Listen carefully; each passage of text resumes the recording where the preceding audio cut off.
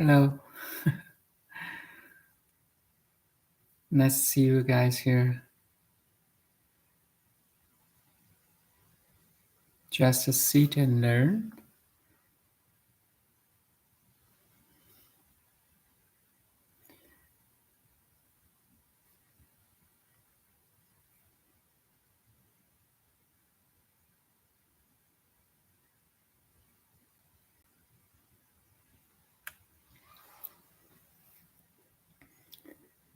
So I found it's interesting to open the YouTube channel, stream, sit and learn.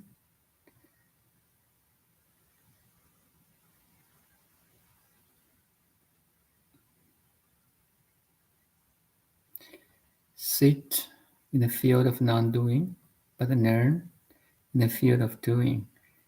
So I found it's quite enjoyable.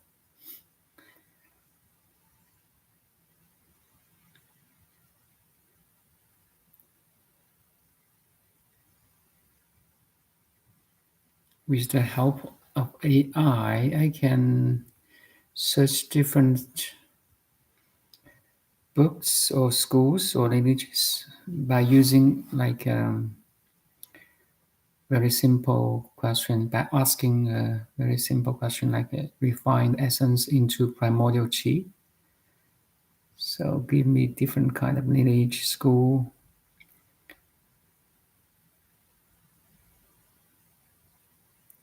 And help me be more confident and sure that my practice is authentic.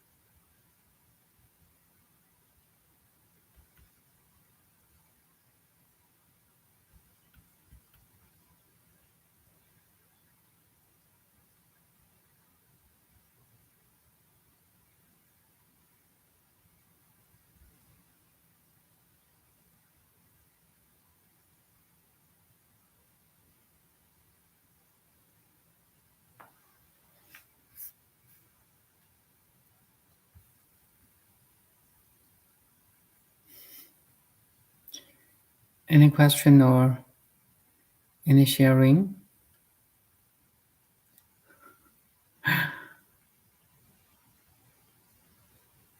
Or you guys just want to sit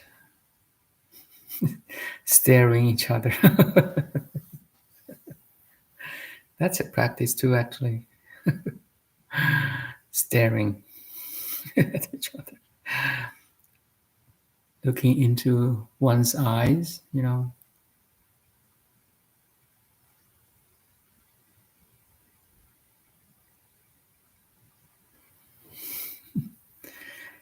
Please, any questions? Welcome.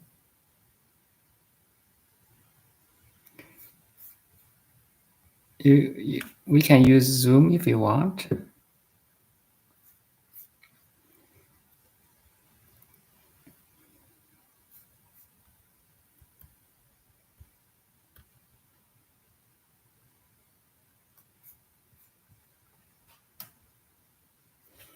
Okay, Zoom.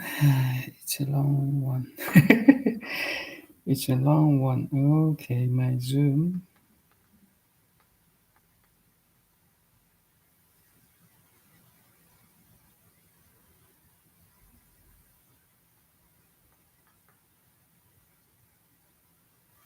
New meeting. Start a meeting.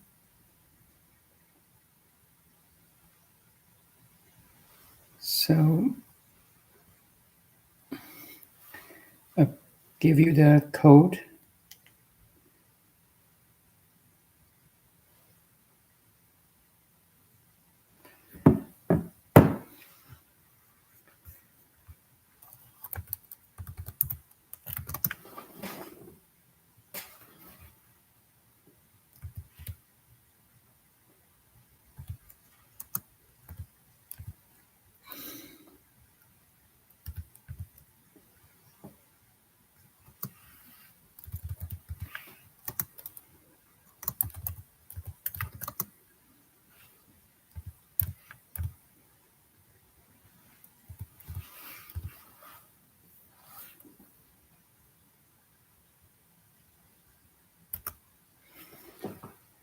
Yeah, here is the Zoom number and code. See you there.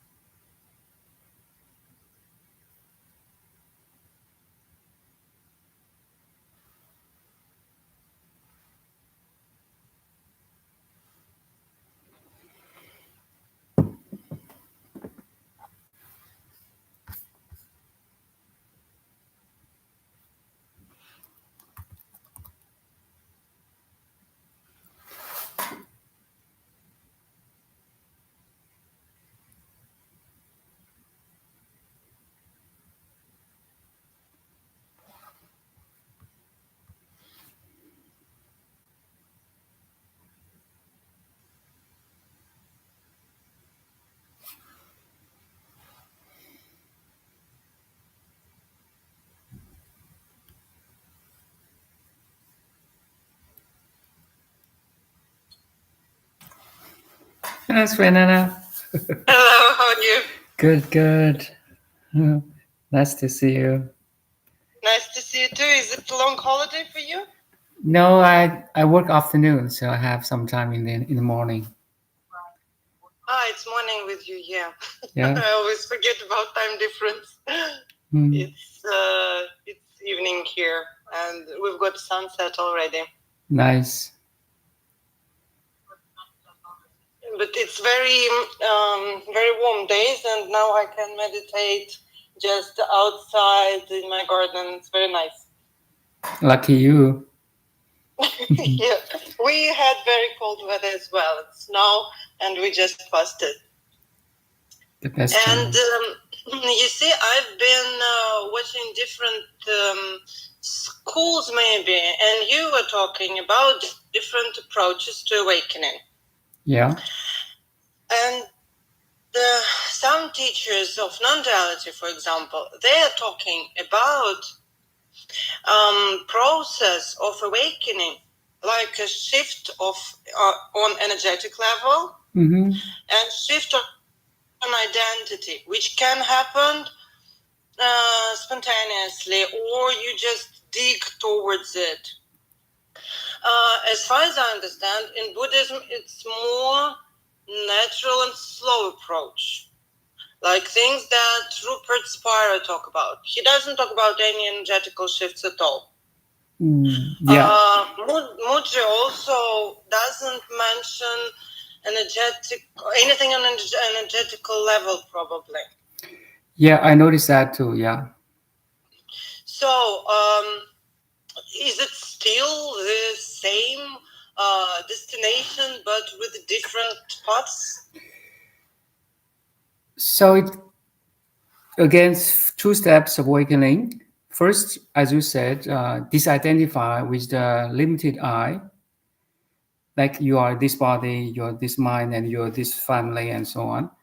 So disidentify from the ego to like great I or your pure awareness. That's the first step.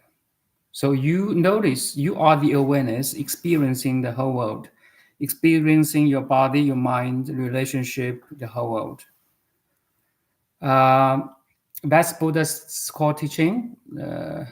That again, you can zoom out, zoom out, zoom out, step back, and watch the whole thing, the whole world as it is.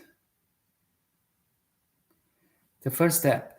Then there's different approaches to this step. Some Taoist practice, they start from body, from energy first. Because for most people, they may have some healthy issue, right? It's more like corresponding to their situations. Okay, I have a health issue. I want to boost my energy. I want to become healthier by practice my breathing to build up my we call 100 days of foundation inner acme, that preparation for the inner acme. So and the people may get benefit. Oh, I am healthier, so they have more confidence to awakening. It's not awakening yet. They prepare some steps. They notice, oh, like a quiet life, a meditative state of mind helps their health and helps their finance even. So they may approach the awakening through energetic level. They feel their energetic life. But Buddha's teaching is there's different lineage too. If you talk about the Tibetan Buddhism, they have a lot of energetic practices. They, especially for young people. But for some advanced level, they can realize, or we call sudden enlightenment. Oh, yes, that's awakening. So they go directly to the destination without any, zigzagging. My own experience or realization is I studied Buddhism a lot. So I realized, okay, I'm not body and I'm not mind. Yes, Buddha's teaching is right. But now I'm more like interested in looking back my body, my mind. Okay, how about using this awakening, step one, to achieve a healthy body, like a rainbow body. Let's say there's a rainbow body in Tibetan Buddhism. That at the time you're dying, you can leave the body consciously as energy flow back to the cosmic, yeah, cosmic like energy, like ocean of energy. Why not? Not so everything for me is a little bit fun. Like now, we are doing things, we're talking, right? But I sit in the non-doing, so it's fun. There's no conflict. It's some people like just like food. Some people like carriage. Some like how to say spinach. It's different choices. Actually, all the foods gonna nourish your body. Yeah, some from art, some from physics, some from neuroscience. Different jobs lets you dig into that thing: health, mind, body, universe, nature, and so on. There's thousand different ways, but again, the first step is you can disidentify. You are not that knowledge. You are not this healthy or unhealthy body. You can disidentify in like the next second I die, I have no fear. I have no how to say regret. So that's step one. I hope everyone can achieve this. I have had a very strange experience lately with this step. When during meditation, yes, and probably with a conscious doing, conscious living, you do separate yourself from your body and from your mind. But lately I have some glimpse happening that, for example, when I'm recording video for my channel or I'm talking to someone, there is like a back thought, or I don't know how to call it. I'm like, who's talking? It's like me talking, but this noticer becomes more and more, I don't know, visible. It's like dissociation happening. So this identification with body mind is a relative teaching. So this identifying with the body mind is for someone that identify with the body mind, okay? But again, waves are part of ocean. Like your body mind is from that ultimate like intelligence or whatever we call God. So there, if you can disidentify first, then actually the body mind is a beautiful expression, powerful expression of that intelligence or ultimate. So there's no doing, there's no non-doing. It's always like the S line between the white fish and the black fish. Mhm. That's the ultimate goal of awakening. You can enjoy non-doing, also you can enjoy doing. Yeah, that's the perfect S line between in that Taoist symbol. You're Mhm. doing it right now. We are doing it right now. But the thing is, do you notice that? I start to feel the Yeah. screen on which everything appear, like it comes forward. The screen on which everything happens, the senses, the body, the thoughts, and all of that. My cat appears on the screen as well. I like the word screen. So actually, the whole world is your screen now. The moment you open your eyes, when you're conscious in the morning, the first second, the whole world is the pixels, the four-dimensional pixels in your screen of consciousness Mhm. now. So it's such a beautiful, how to say, realization. Our mind is so powerful to generate a 4D rendering. So I used to do some animation rendering job because 3D Max. So Mhm. in 3D Max, you set up cameras. So you render frame by frame and through different cameras. And Mhm. you put all you set up frame first, like a building, like a door, like a washroom. You put all the frame first. Then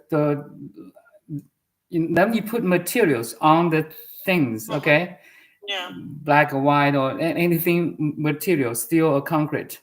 Then you render your your settings.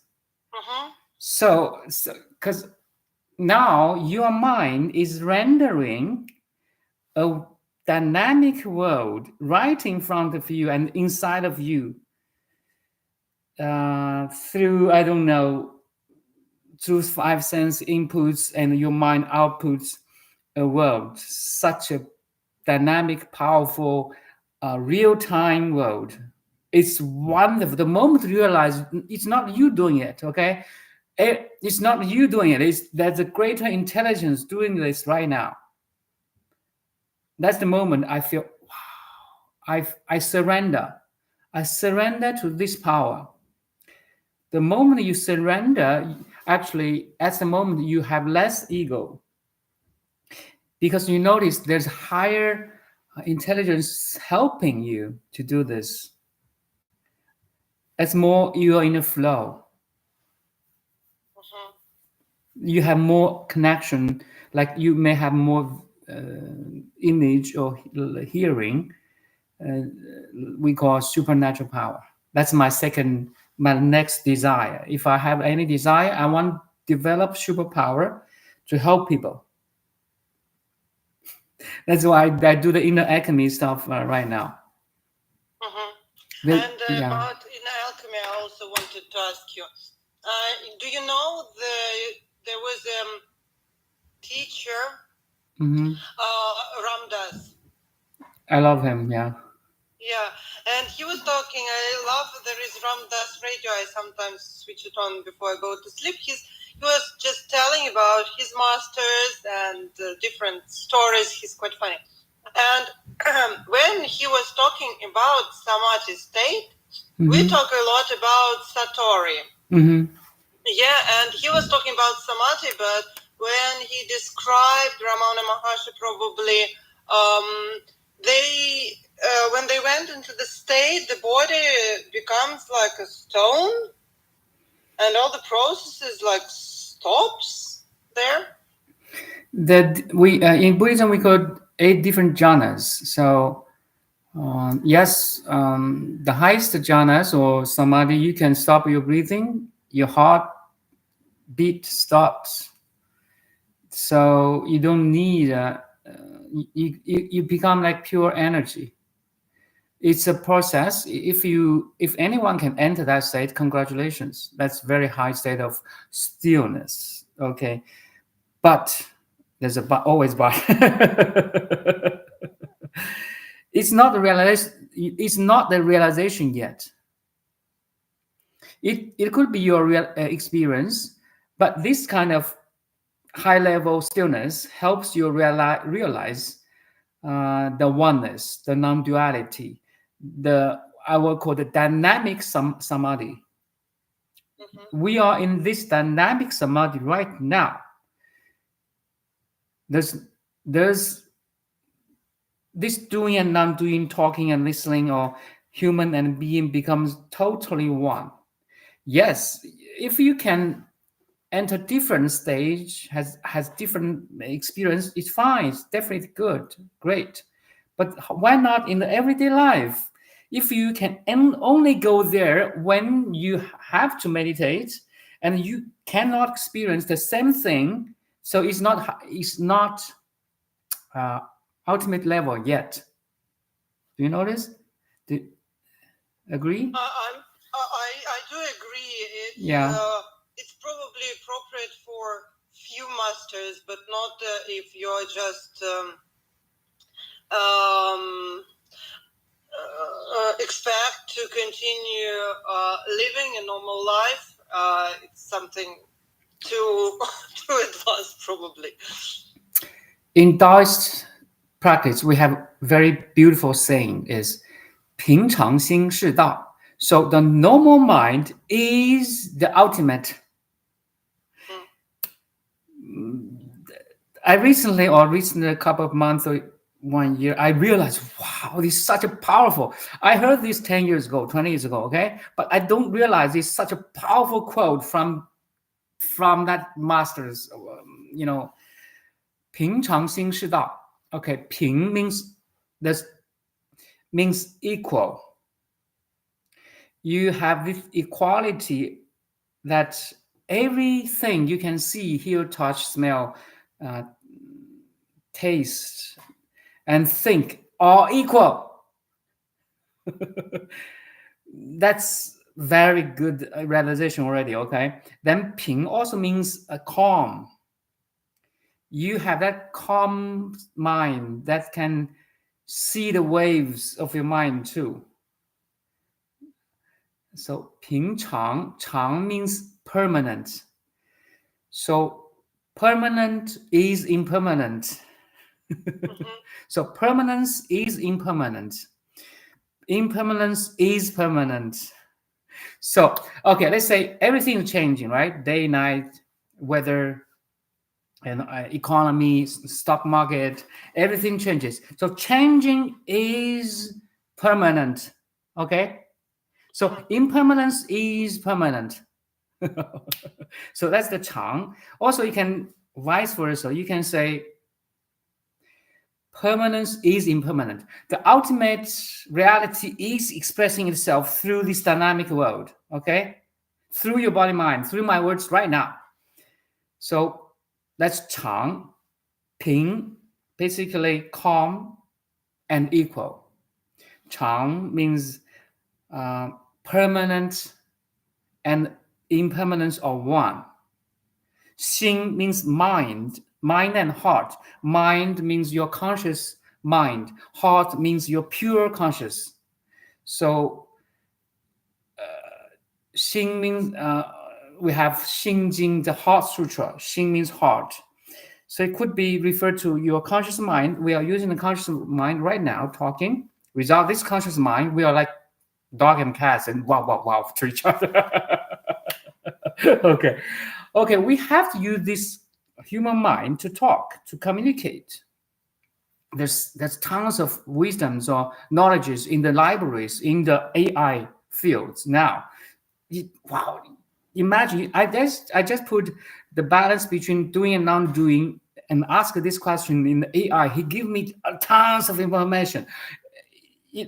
I cannot do this even 1 year ago, because now AI is it's a universal library, okay, based on the millions years of evolution. Anyway, Xing means mind and pure consciousness in Chinese. So 平常心是道. The calm, judgmental, pure consciousness is the Tao. That's basically the whole it means. That's so beautiful, so beautiful. Yeah, you're in good, very good stage right now. I can guarantee you, and we have this opportunity to talk by using the technology, Zoom or stream and so on. Imagine 100 years ago, you have some questions, you have to go mountains and spend half a year. That's what half a year to ask a teacher, and teacher may not see you. Yeah. But now we have this access instantly. We should be grateful that we have this technology right now. Okay, for example, the six-page chalk Hui Neng was a famous teacher in South China, like in 6th century. In 6th century or 7th century. So there's one disciple came to visit him, spending months of on horses and on walking through East China, from East China to South China, just to visit him once, and got enlightened. I told you in my stream that we call the one night guest. And he made that decision to take a couple months, thousands of miles, to go there to visit that teacher. It's such a beautiful story. It encouraged me, It encouraged me. That's why I'm so grateful. By sitting in front of the computer, I can access to the Buddha's mind. And heart to heart, by reading the Heart Sutra. That's a heart to heart understanding.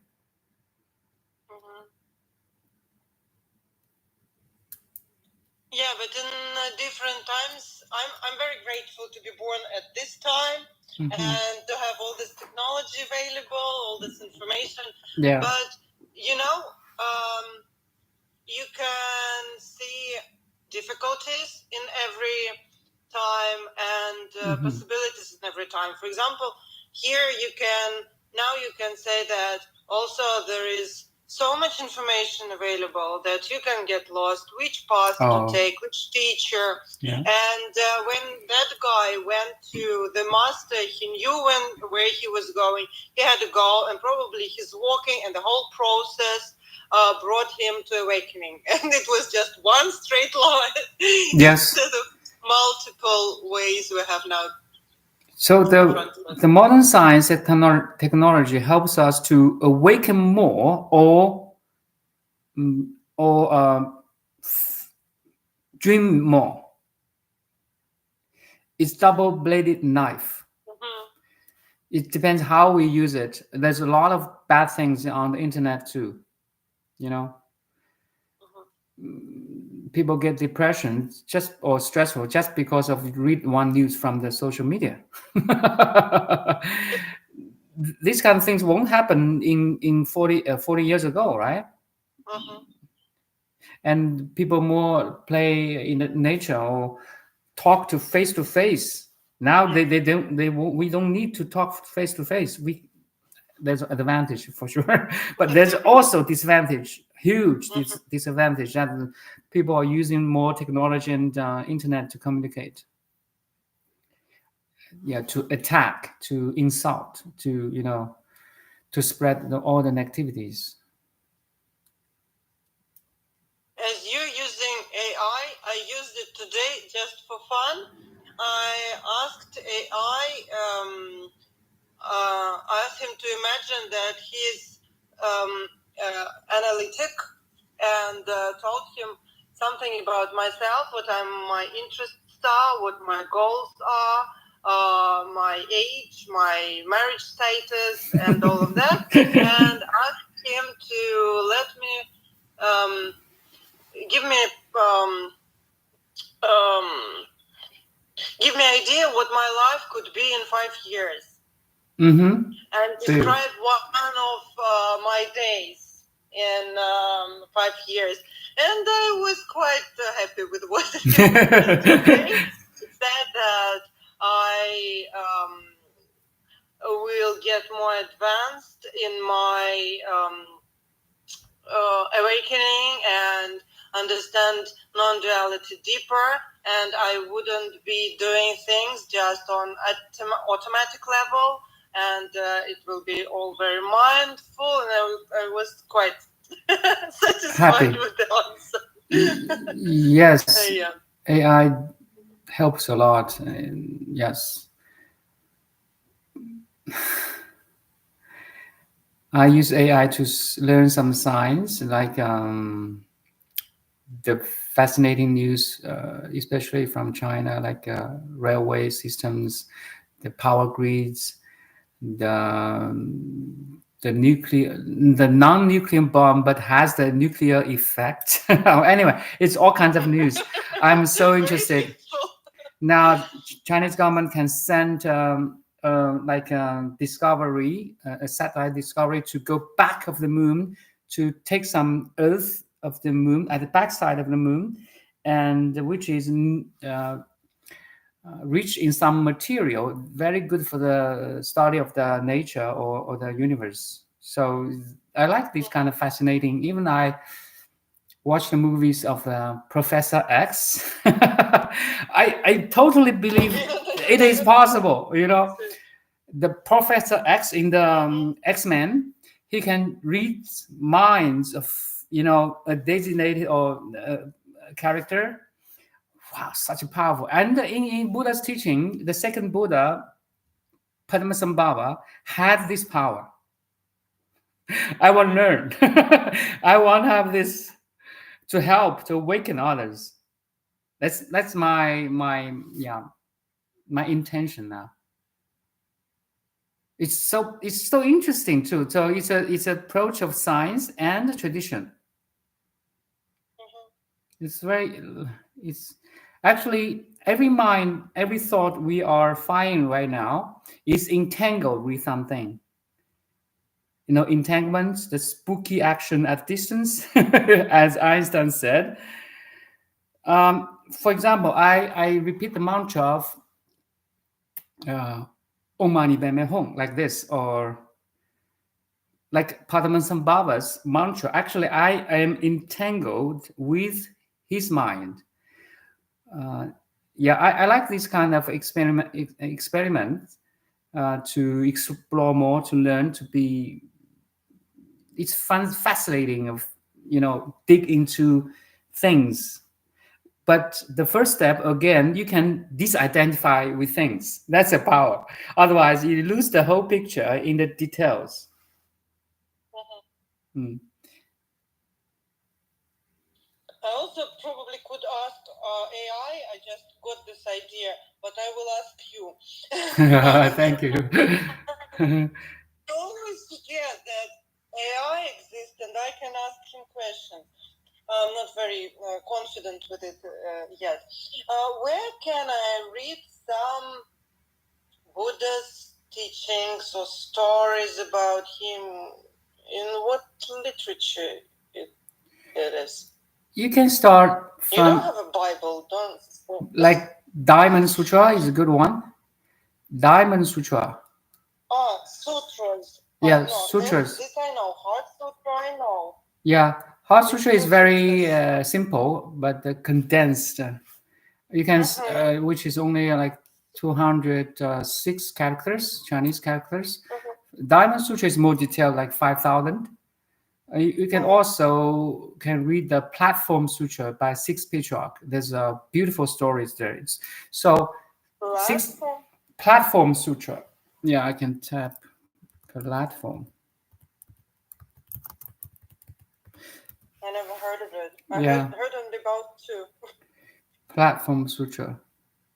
Mm-hmm. Or you can read like Tibetan books, like the Dead Book of how to say that, the book, the Tibetan Dead Book. So it's a Book more of Death? yeah, Book of Death. Yeah, Mm-hmm. the Tibetan I Book of always was Death. scared to read it. No, I it's heard very about it's it, very but I interesting. didn't start. So it basically Yes. tells you what happened after death. You can read it as interest, yeah. Like powers. Yeah, Tibetan Buddhism, because it's more like after 13 centuries, it's more close to our time, right? But Buddha's is like 25 centuries ago. It's a little bit remote. And like a Patriarch Huineng, like Platform Sutra, is 7th century, is in the middle. So you can read both the remote one and the that's close to our time. Mm-hmm. Yeah, Platform Sutra. Or you can read The Power of Now if you want. Oh, I've read it already. Yeah, Couple nice. times. It's Yeah. more neutral, more clean stuff. No, with Eckhart Tolle, I went through it already. Yeah. Yeah, lots of spirituality books. Yeah. Yeah, I started with modern, and now I'm like going backwards. I want to come to some original teachings, Yeah, original. Yes. like sutras. Yeah. Nice. Thank you. You're welcome. Reading Book of the Dead before bed. It's interesting practice. Yeah, I read the books. There's a appreciation. Yeah, the masters wrote something to awake you. That's what he gonna do. He's trying to. No matter it's a Heart Sutra, it's Diamond Sutra, it's Platform Sutra, it's the Tibetan Book of Death. They just try to awake you. So there's no fear reading them. I don't expect sudden awakening during reading, but I think it will be interesting to expand. Yeah. Thank you. And there's like there are maybe I found on YouTube there's sometimes very short Buddhist stories for meditation. I don't quite, and they are combined in one video, and it's like one story is probably 2 or 3 minutes. It's very slow, about maybe some disciples going to their master, and they're like very short conversation. Who wrote those? Is there an author, or they're just stories collected by people? There could be the teacher himself, or the master himself, but mostly from their students, disciples. But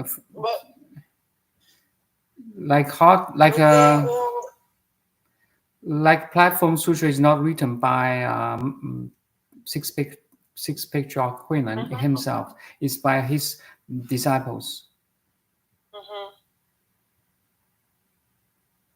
And is there something like, probably not sutra, but something like Tao Te Ching? Yeah, that's very good one. The different symbol, signs, and words to talk about same thing. So Tao Te Ching is more. The Tao means the ultimate De is the manifestation of the Tao. Your virtue, your merits, like your kindness, your compassion, your love, you love to serve, volunteer, donate and so on. So that's your do. It's quite complete. I mean, there's a technique, there's a principle, there's a way, there's also very deep, yet in very simple words. Yeah, very beautiful. Yes, Tao Te Ching, sure, a good thing, a good book. Tao Te Ching, I found audio version on YouTube, and last summer, even my son, who was at the time 10 years old, we were listening before bed. Yeah. So I almost know it by heart, but only to the middle because I was falling asleep. Actually, Tao Te Ching is so classical and so complete. Even masters read them too, because every time we read them, you have different understanding. It's like you look at God, and every day you have different understanding of God, because God is ultimate.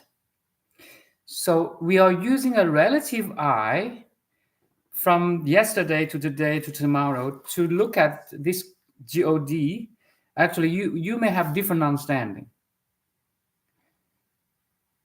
and it's a beautiful discovery that you get closer and closer to that destination, or God, or heaven, or pure land, or nirvana.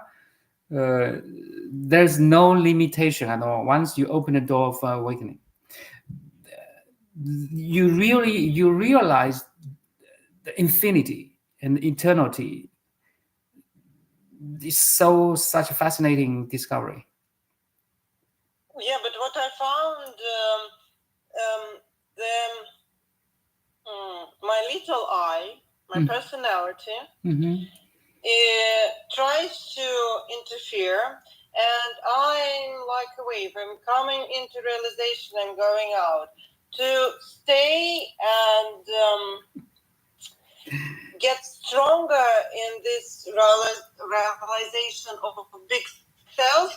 I need some food like meditation, talking to you, reading something. But egoic mind, it gets bored slowly but surely with meditation. For example, I found your channel when you were talking about Satori, I believe, one of your short videos, one of first on your channel. And I was doing this meditation probably for a week. And then I like, okay, let's do something else. We've done it enough times. Although it did give me some realization and expansion of consciousness. But with the time, it became more and more difficult to concentrate. Like mind was getting bored. Like, oh, let's do it quicker, and we'll do something else afterwards. So it needs different approaches. I had that feeling too. Yeah, I had that feeling. Yeah. I use, for example, the day and this morning I just opened this channel, because I'm free this morning. So how about open the YouTube channel and see if anyone like you can talk. So that's a mind, right? But as long as your mind is constructive, okay, is not only serving you but also serving others, constructive, helping, loving, compassionate, and that's fine. So let it play. Let the mind play in a positive, authentic way. Yeah, but I'm trying. Sometimes it goes out of control because I believe at some point it just tries to grip and doesn't get loose with any practices. And when I notice that it's not constructive anymore, it's like getting into searching mode. Next. What else? More, and it's not what I'm training myself for. Yeah, if it really is that too much is like too much activity is overwhelming you, so you can pause a bit or slow down a bit, back to that pure observation. Like now, you notice you're listening and I am talking. Slow down. You find that gap between your activity and the non-activity, or the doing and non-doing. Actually, non-doing is doing, doing is non-doing. But you just pause a bit. You have that totality again. You're not disturbed. You can just instantly let go all your activities, like now.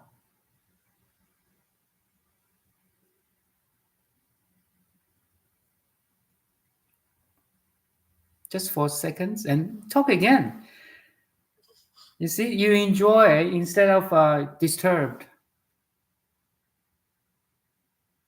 Same thing. This principle can apply to everything else. Yeah, but in normal life, people are running away from pain and searching for happiness. People who go into some spirituality, into practices, they trying to find, maybe also get rid of suffering and find happiness in enlightenment. And if normal person would have this mind running like monkey mind, searching for something to do to get busy, my mind will start to go through all videos on YouTube, and it doesn't even relax on one video. It's like, okay, we will finish this. While watching this video, I think, okay, I will finish this, then I will watch another speaker, another master, and so on. And it can play this trick during meditation. Mm-hmm. Like, okay, we'll sit for 15 minutes and then and it's like non-stop. Come on. Actually, no matter what you're doing, it's strange.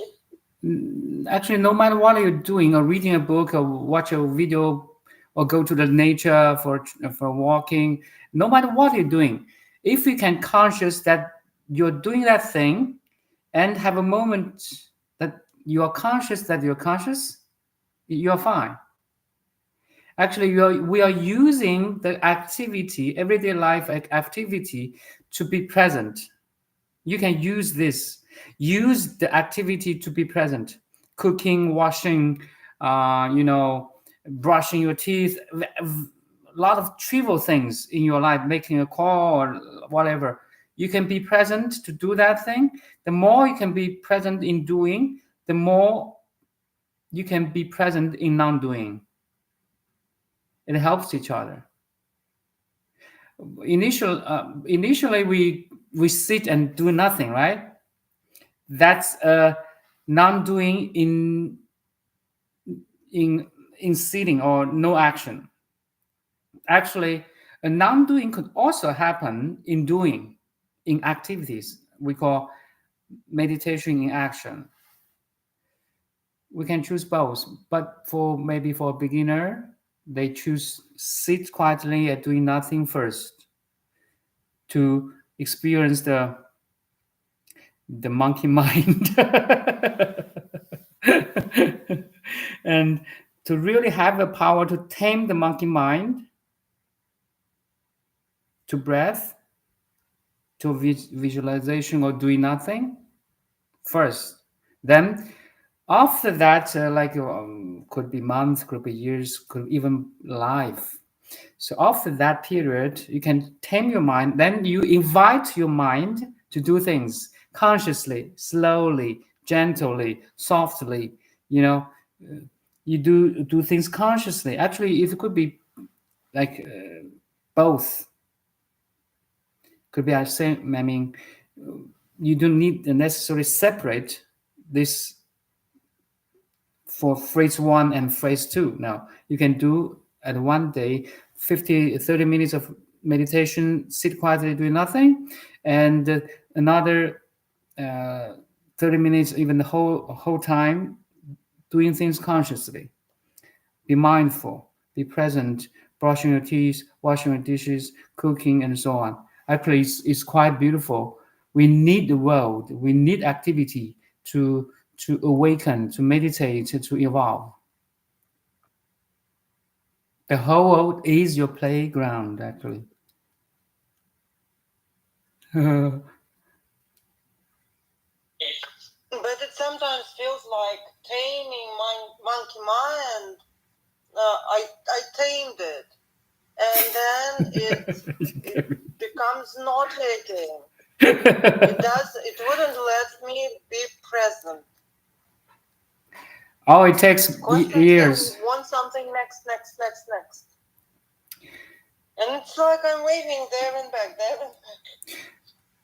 Yeah, two things here. Yes, it doesn't say if you can tame your mind once, it won't it will become untamed again. Sure, okay. You have to tame it 100 times, 1,000 times, million times until you're really in control, and it takes years. Trust me, maybe lives. But at the same time, you can, okay, monkeys, go this tree, go that tree, jump that branch, do this, do that. Consciously train the mind and train the monkey mind to do things.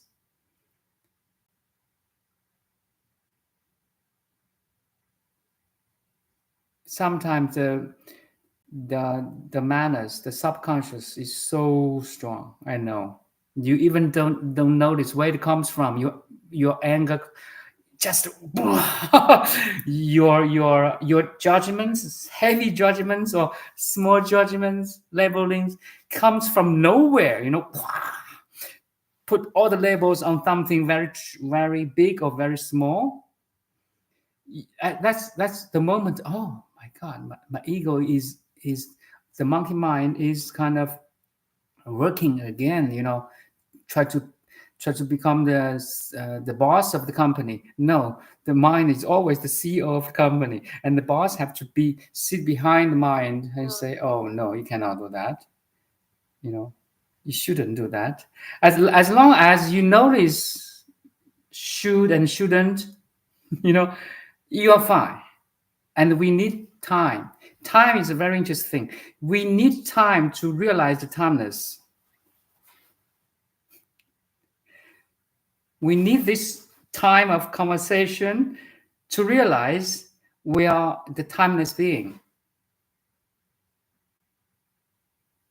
Eventually, everything is made of space and time.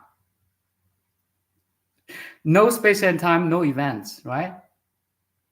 So we need space and time to experience that we are spaceless and timeless. And spaceless and timeless is identical with time and space. It's one thing again, you see? But this thing have to be separated or become dual to help us to understand, to realize.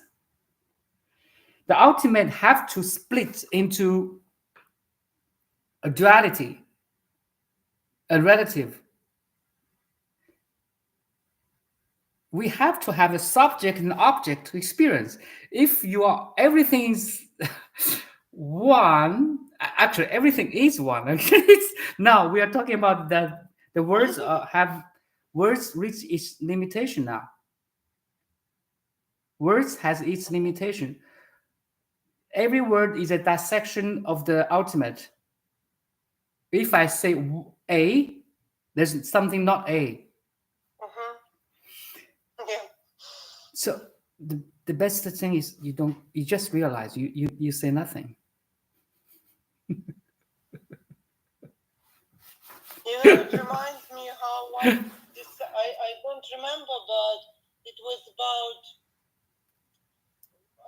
You can correct me. I'm sure you know what I'm talking about. Maybe some disciple came to his teacher, and instead of saying something, he just showed him a flower of lotus. Yeah, flower of lotus. And it was more than any words, and there were no words needed to express. So that's the it's called the silent sermon in Buddha's teaching. So the first patriarch, I forgot his name now. The first patriarch was Zen. So the first patriarch Zen in China, or Chang in China, was the 28th patriarch of India. So the first patriarch, Mahakasyapa, had this silent meeting with Buddha. So Buddha has a sermon. He used to talk, but at this sermon or gathering has no words at all. Sit there, I don't know how many, but minutes or hours, in front of hundreds of disciples, and everyone is looking at Buddha, does not know what's happening here. Only Mahakasyapa smiled, and also Buddha has a flower in his hand, and he recognized the Mahakasyapa smile and appoint him as the first patriarch of Zen. That meaning that Chan or Zen is such a high teaching. You don't need any words. It's a wordless, heart-to-heart teaching. So you are the lotus. So that's a story, but we're using this story. Also, the lotus flower in Buddha's teaching means a lotus flower can grow from the dirty pound. So you can be awakened in the chaotic world. That's an analogy. You are that pure lotus flower in the chaotic world, and we are using this nutrition of the chaotic world to grow. No suffering, no awakening. Right? If imagine Probably when imagine your friend is rich, is healthy, is happy all his life. Okay, he may have no desire for awakening anymore because his life is so good.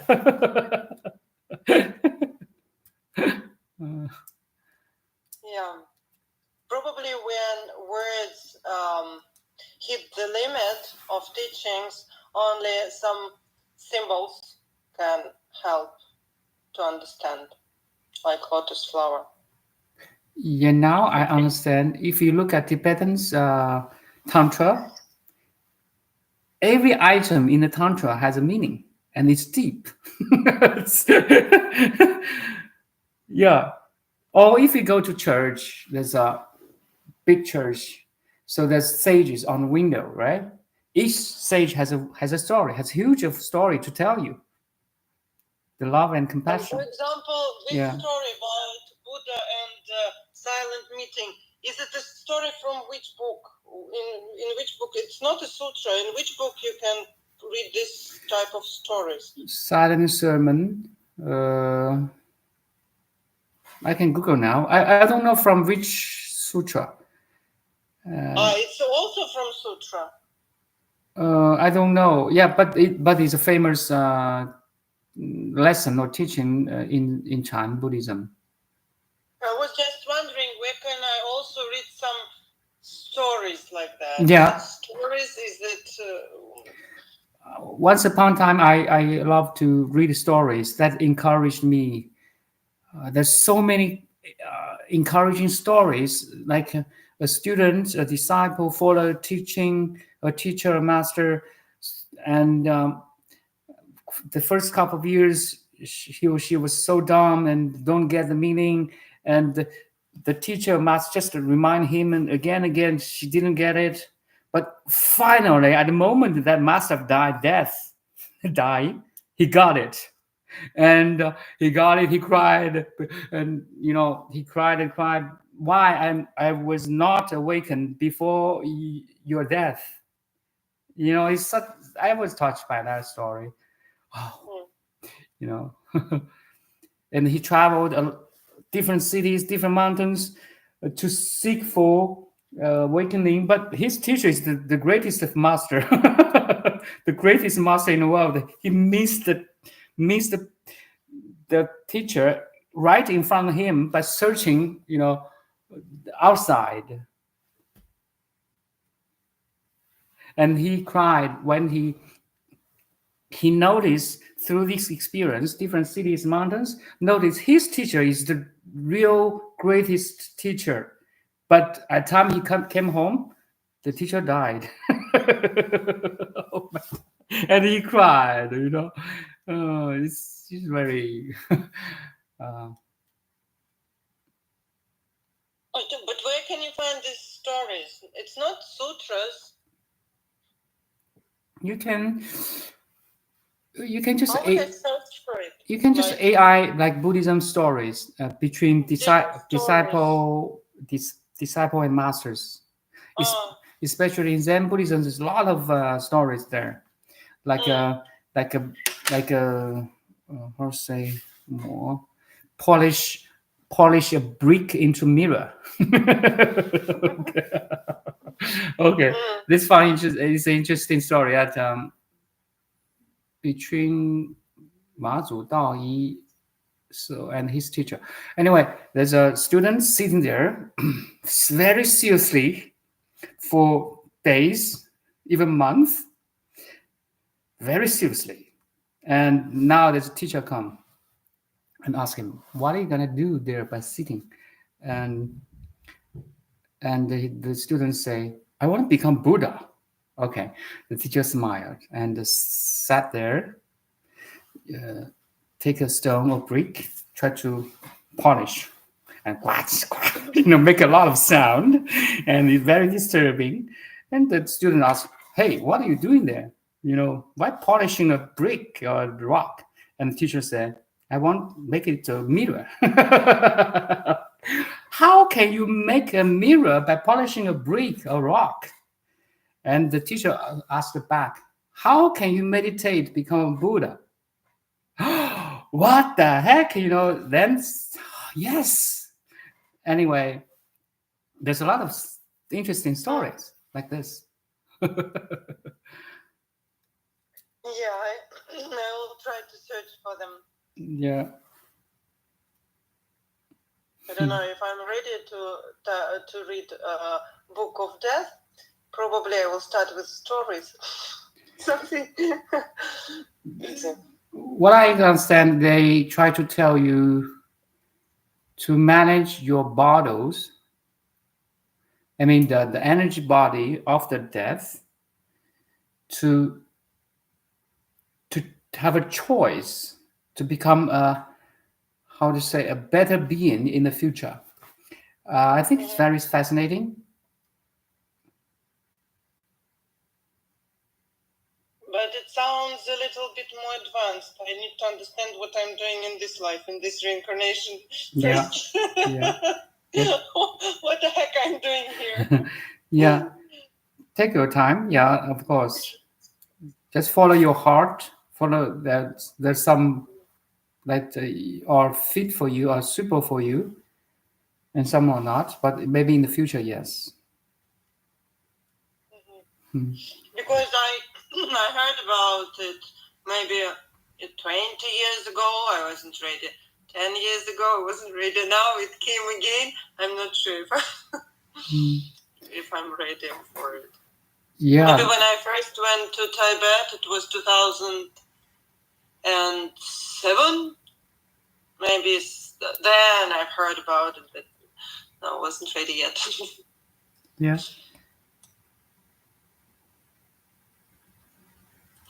Thank you. Thank you. Thank you for letting me ask questions. Yeah, my pleasure. On my wavy part of awakening. Surely you are in a good path.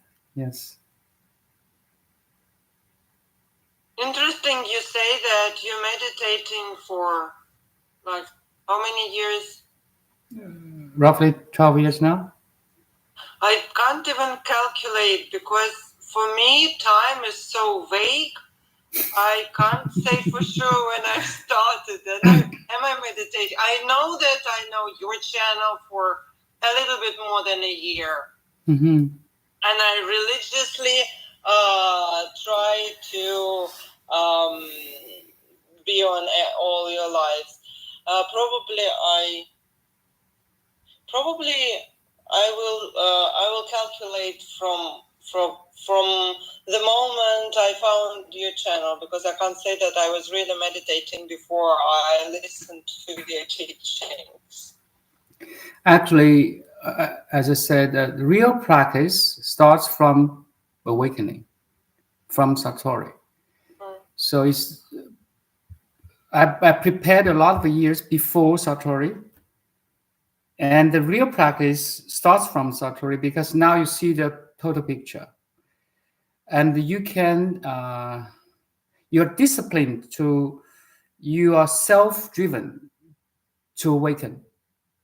You don't need even teachers anymore because after Satori, you will discipline yourself. You'll follow sutra. Even never met teacher he's talking the right thing, and you won't follow him. Like for myself now, I just search different teachers that I just grab their essence to become mine. So like Muji, like Ramdas, like all kind of teachers. Yeah, Thich Nhat Hanh, and a lot of neuroscience professors. Now because now you can discover the essence of his teaching. Even his words is kind of superficial, but you can discover, unpeel the essence, because now you have that glimpse of enlightenment, the totality. But since I found your channel, probably it was March or April last year, and you were going live maybe every day. You had a lot of lives at that time, that spring.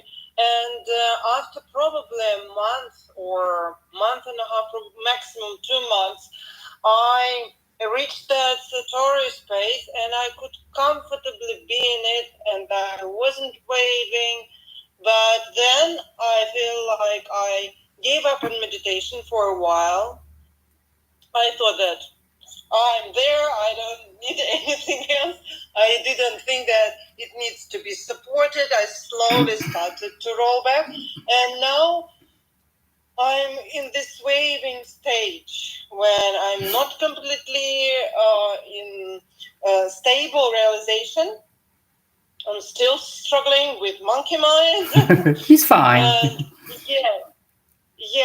For me, from my experience, it was like reaching Satori space and then forget about meditation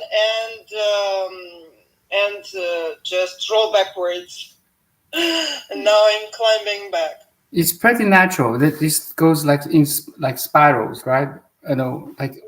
Or like this up and downs, but the up and downs is going up like that. Yeah, like that.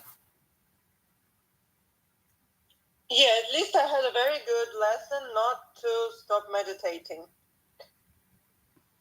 Keep doing this. Because I really stopped for several months. Nice. And it was a big gap for me. I didn't even notice how I started to slip backwards into personality. Anyway, for this life, for this moment, it's better we can realize you are the Buddha already. We are the Buddha already. So, 众生是未觉的佛. So in Chinese we say 众生是未觉的佛.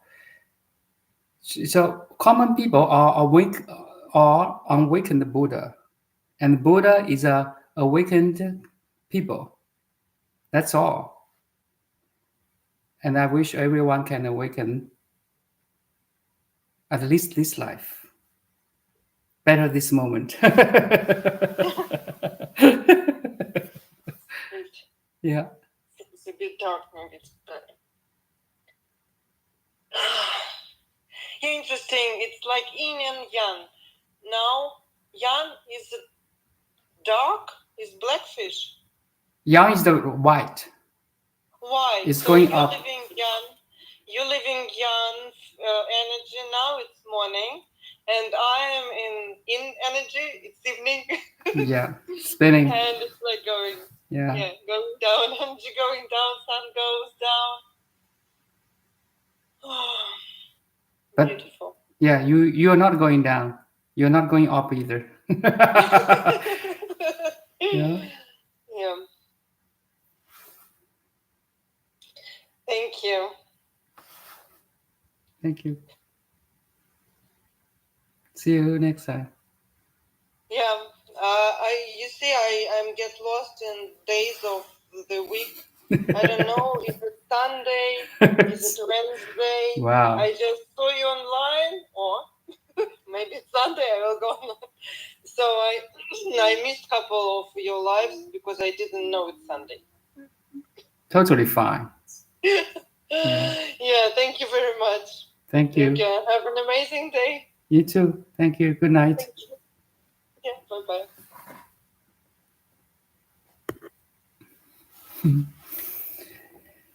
Oof.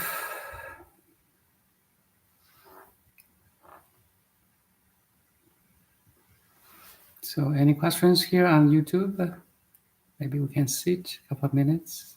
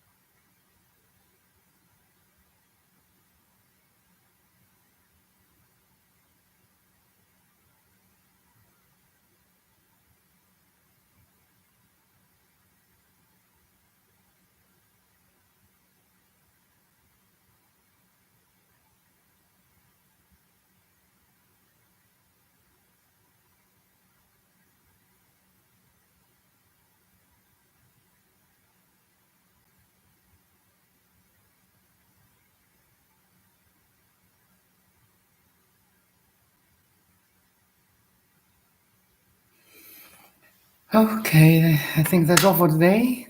Thank you.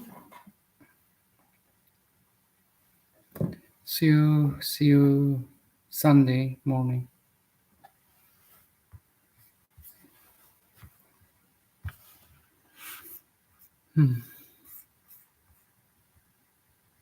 Bye now.